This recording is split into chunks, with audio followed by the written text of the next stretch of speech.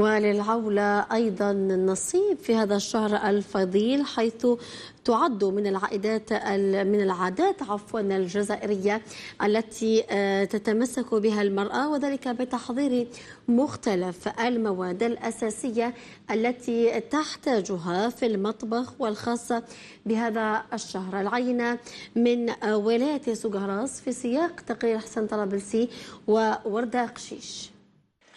مع اقتراب شهر رمضان المبارك تبدأ النسوة في تحضير العولة، عادة قديمة تهدف إلى تخزين المواد الغذائية الضرورية الخاصة بهذا الشهر الفضيل. العينة من ولاية سقهراس.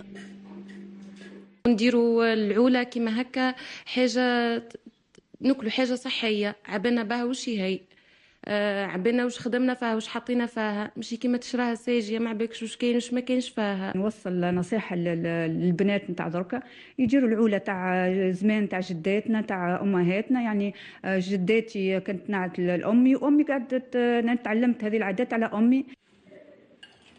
فقبيل أسابيع من حلول رمضان تقوم النسوة بتجهيز مختلف المنتوجات التي يعتمدن عليها في المطبخ الجزائري خلال هذا الشهر.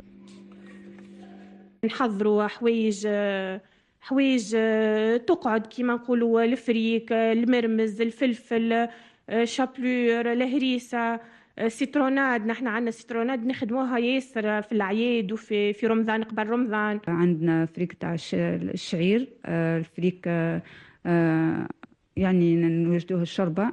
عندنا نوجدوا النعناع، يحب الحار نوجدوا الفلفل مقصوص مرقد.